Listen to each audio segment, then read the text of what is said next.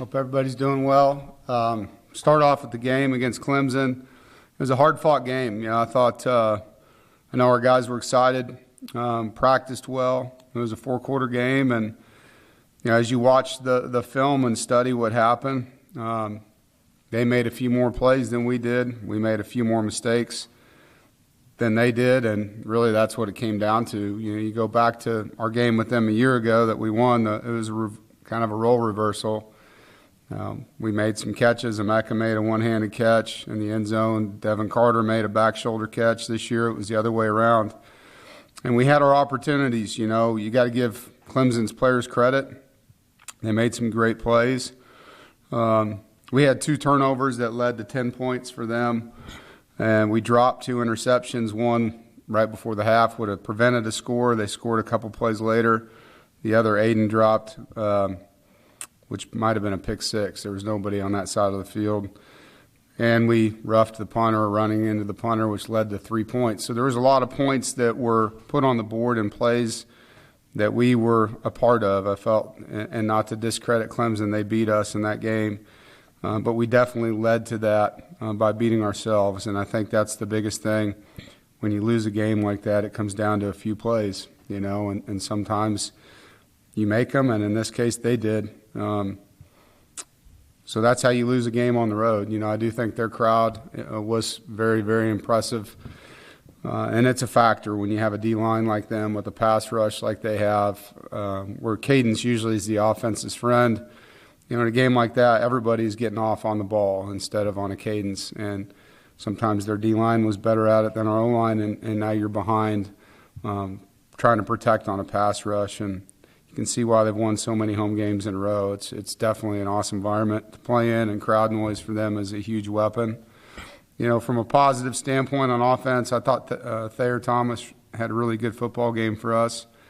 And we were 100% scoring in the red zone. We were 100% in our short yardage and goal line situation plays, which was improvement. They opened the game with the drive for a score. We opened the game with an answer with a drive and a score, and both were long, sustained drives by both teams. It's weird to be in a game where there's only one possession each in one quarter with these 2 long drives. Negatives, we had 3 pre-snap penalties, and one of them really hurt us at the end of the game on a snap that became a fumble. We had 2 turnovers, which I already discussed, and we didn't have enough explosive plays, which you can credit to Clemson's defense. But we only had 5, and it's hard to score enough points, with drives that have to be sustained and sustained and sustained in a place like that. Defensively, I thought our defense battled. They kept us in the game. Our third down defense, for the most part, was on point, and we played hard. Negatively, we just at times started pressing and not trying to do our job, trying to do someone else's, and inevitably when you do that, you make mistakes. They had too many explosive plays. They had 11 to our 5, and so that's an area we lost. And we didn't create a takeaway, and had 2 critical opportunities in the game. Just those 2 plays alone, if Devin Boykin has his, that's 1 touchdown off the board. If Aiden White catches his and scores, that's a 14-point swing in the game, in a game that we lost by 10 points. So plays like that you have to make in games like that, particularly when you're on the road. On special teams, I was really proud of Chris Dunn. This was a game a year ago that he had his worst moment, in his career. And I know this was a game that he had circled. And to come back and kick the ball the way he did, to nail a 49-yard field goal and be perfect on all his attempts.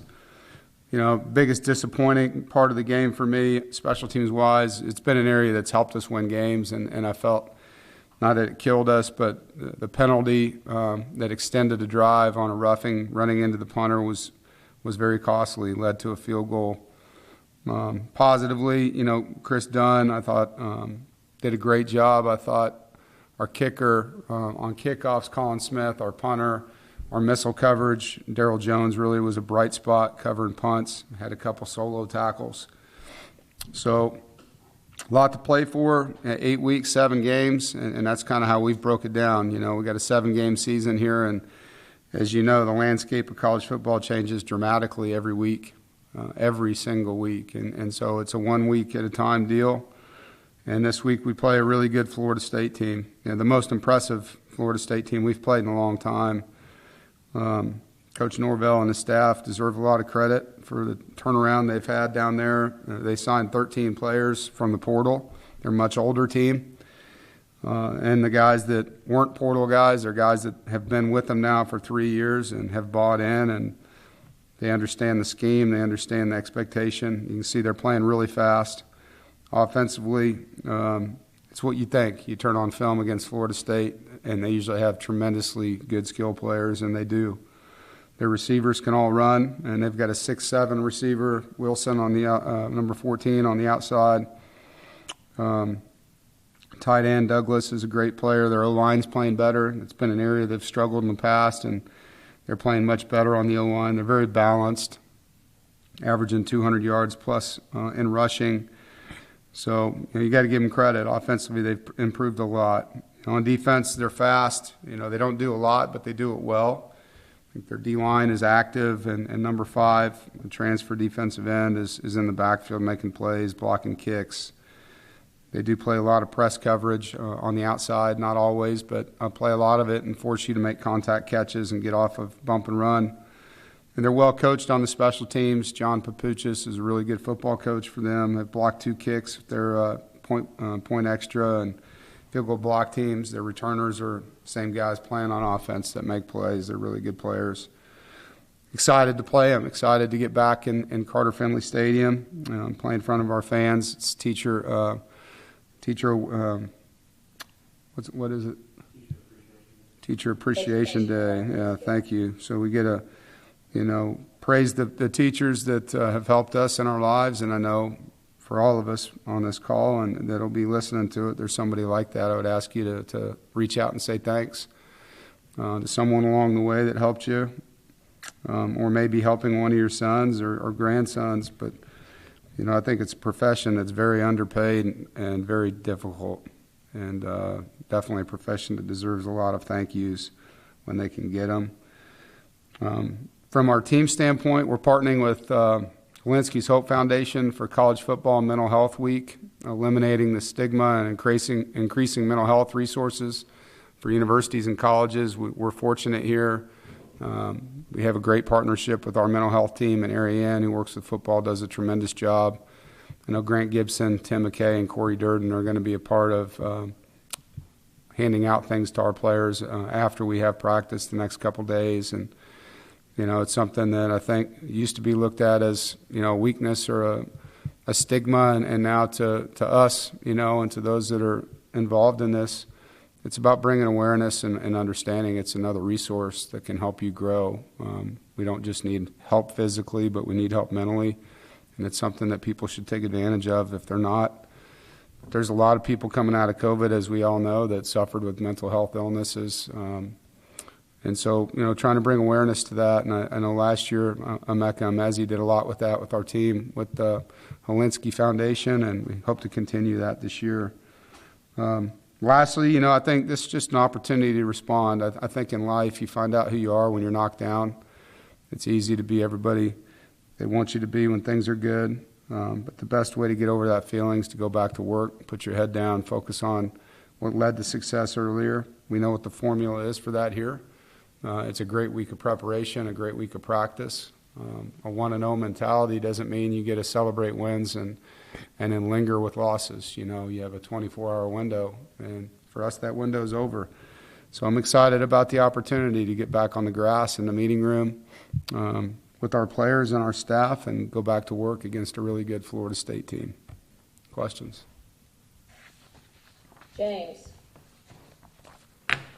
Yeah, Dave, correct me if I'm wrong, but I know he's been there a while. I don't think you guys have faced Jordan Travis yet, mainly due to injury.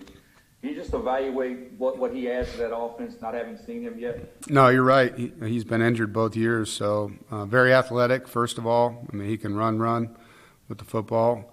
Comparing him last year to this year, last year I thought he was an athlete playing quarterback. This year he's a quarterback. He's throwing accurate passes. He's reading coverage. He's giving his receivers chances to make plays. He's moving around in the pocket, extending plays, not just to run. I think he ran to run would scramble to run, where now he's continuing to keep his eyes downfield. He's playing really good football, and like most quarterbacks, the longer you play, the better you get, and he's got a lot more game reps now. David. Hey, Dave. I know Bryson Spees is really kind of like a Swiss Army knife for you guys, but it seems like he was at left tackle a good bit, especially in the second half. Is that something we should expect to see more often? Yeah, I think, Spees is that for us. He can play every position but center. He probably could play there if we moved him there. But he's been rotating with Tim McKay and Belton. In the game, we felt like we needed more help on the left side. It was a tough matchup at times. And sometimes you get in that environment and, just having a more experienced guy. Spees went in the game and handled the crowd noise better and was having more success, so we rode with him. But I've said this to you guys before. We look at all three of those guys as starters, and it's great to have the ability to rotate guys and help. When one guy maybe he's not playing as good as he has been, and have an answer for that. It's nice to have that ability. Aaron. Hey, Dave, you guys didn't run the ball particularly well, obviously, and there weren't many openings up front. I guess, how do you balance the part of you're not going to face many fronts with that level of talent the rest of the year versus the amount of, how you guys executed in that game? Well, I think you're right about the first thing. I think that D-line was special for them, really special.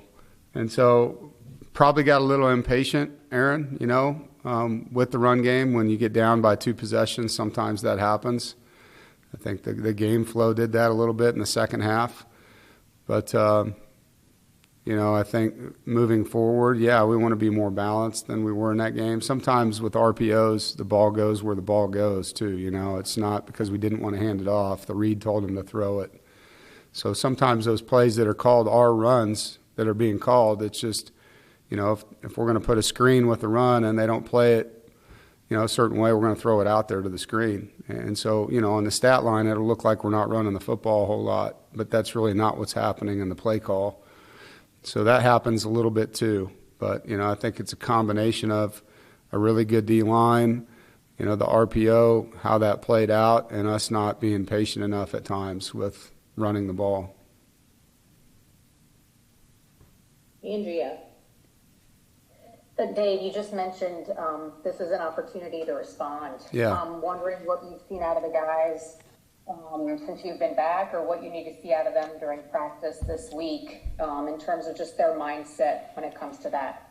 Yeah, they were like all of us. We were tired, first of all, yesterday. We got home at 4 a.m., and so that doesn't help. But everyone was mad, frustrated, disappointed, tired. And by the end of it, they were ready to move on. And today I know they'll have juice. They'll be ready to practice. And our leadership and experience on this football team will help in a situation like this. And last year we had similar things. We lost a tough game by 1 to Miami and responded with one of our best games against Louisville, I think, the next week. So, I think it's just the team that knows how to do that, and we're going to have our hands full. We got a really good team coming in here. But judging by how we've responded in tough situations in the past, I know this team will be ready to play on Saturday. Todd Gibson. David just kind of answered what I was just going to ask. But is there a couple of players on the team that you look for to help the guys through this, to get them on to next week that you can point towards to help them put the game behind them? Yeah, your veterans. We talked with the leadership council first and then with the team. But, Isaiah Moore, Devin Leary, Grant Gibson, the guys that are captains, Drake Thomas, that's where you look first. And then within the position groups, there's kids in each room that understand that the season's not defined by one game, and it is if you allow it to be, and it turns into multiple games. So there was a lot of good things said in the room, and I know those guys will take it to heart. It is a close group, and there's a good demeanor about them. So there's no concern on that side. The concern is just we're playing a great team this week, So I don't think it's going to be whether or not we're ready to play. We've got to play good enough to win. Chip. Yeah, Coach, I know you talked a lot about Thayer Thomas and what he means to the team. Have you had many players that have maximized their talent to the point that from a walk-on basically to being a major cog in an offense like he is in yours? Yeah, I mean, on defense at Wisconsin, we had J.J. Watt, who obviously is one of the greatest to ever play, that walked on. I haven't really on offense had a player like that. We probably had an offensive lineman at Wisconsin that was similar to that at a different position group. But Thayer's unique and what he's done here. I mean, if you really dig into his story and look at what he's done, like, to his body since he got here too, like, he's a 150-some pound guy. I mean, the pictures of him, obviously it's 5 years ago now. But talk about a change, physically, and he deserves all the credit for that. For the time and what he does on a daily basis, like from a recovery standpoint, what he does in the weight room, what he does in the training room on the jugs machine and film study. He's very unique, and there's above the 1 percentile line when it comes to his work ethic. Aaron? Yeah, Dave, what would you say is the next step in sort of developing or growth for your receivers at this point? I think just connecting on more deep balls, and this isn't all on them, right? I mean, we're overthrowing balls too. So I think just getting that downfield production to be more consistent, putting the ball where they can catch it for Devin Leary, giving those guys a chance to go up and make plays, and then when he does that, making the play. We've had a pretty good history here since Kelvin Harmon to Emeka Emezi. I think Devin Carter does a nice job going up for deep balls, but we win a lot of 50-50 balls here. We have for a while. We need to get back to that. And that's not just on the receivers or the tight ends or the backs. It's the entire offense. Give the quarterback a chance to make that throw, then make the throw, and then go up and finish the play. I think that's the thing that we can improve on. We're catching the ball underneath. You're seeing some good yards after contact. The guys are blocking better than they have in the past. It's just being more explosive and connecting with them so they have a chance to be more explosive. Brian Murphy? Hey, Dave. Thanks for taking the call. I wonder if you could talk a little bit about what's happening in the profession. I think we've seen 5 or maybe more coaches let go already this season. And what that kind of says to you about, I don't know if it's the calendar change, the portal, the early signing date, or just less patience, but when you see colleagues of yours being let go so early in the season, what does that mean? Yeah, I don't really like it. I mean, I think it's crazy how hard we work all off season and summer and fall camp, and you sign kids, you develop kids. You get into the season, and then 3, 4, 5 weeks in, it's done. And as you know, there's a lot of time left. There's 7 games left. I mean, if you win 7 games, even if you were 0-5, you're in a bowl game. And so there's a lot of season left. I don't disagree with you that a lot of these decisions are now being made because of the portal and because of early signing dates and people wanting to get in front of recruiting their classes and things like that. The student athletes are the ones that are getting cheated right now because they're having to play their seasons with a lesser staff. In some cases, multiple coaches. I think Colorado fired their head coach and their defensive coordinator the other day. So it's just new, and it's going to be something we got to get used to, I guess. Things don't usually go back to the way they were when things start going faster in this world. So, but yeah, I don't think it's a great trend, but it's not my job to make those decisions. Andrea? Dave, as a follow-up to what Aaron asked about the receivers, obviously everyone likes to focus on the quarterback, and there were high expectations for Devin coming into the season. What's your evaluation of the way he's played so far? I think some good, some bad. I think there's a multitude of things. It's hard to probably put in a couple sentences. I mean, he's had some games where he's really looked really good, and this last game I thought he played really tough. He took some shots in the Clemson game, and he just kept battling, and his toughness, his work ethic, He's throwing the ball underneath and intermediate really well. And I think from a deep ball standpoint, we just got to get that a little tuned up. But I think the first game, he was trying to be perfect, and after that, he's improved each week. And this last game, I thought he did some really good things. Just at times, he didn't have a chance. Andrea, their pass rush was a factor in that game. So I think you have to give them some credit there too. But I'm excited about the direction he's going. I think he's really noticed some things that he can do. He's looking at little things. His leadership has been awesome. So I look forward to the next 7 games with them, and 1 week at a time. Aaron?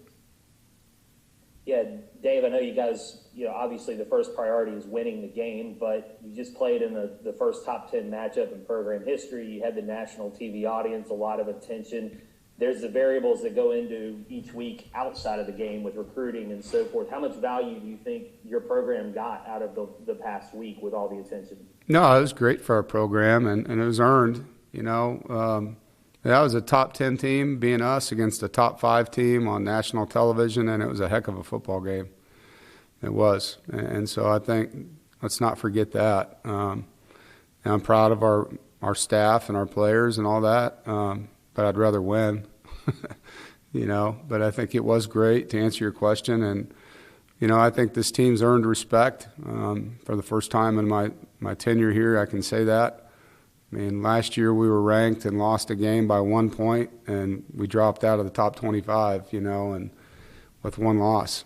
And so, I think there is some respect for this team and what it can do. Obviously, it's just getting back on track now, and in the Atlantic Division, that's easier said than done. We're going to play back-to-back. This will be our second of 3 against undefeated teams, because the team we play next has a bye week this week at 5-0. So the schedule doesn't get easier.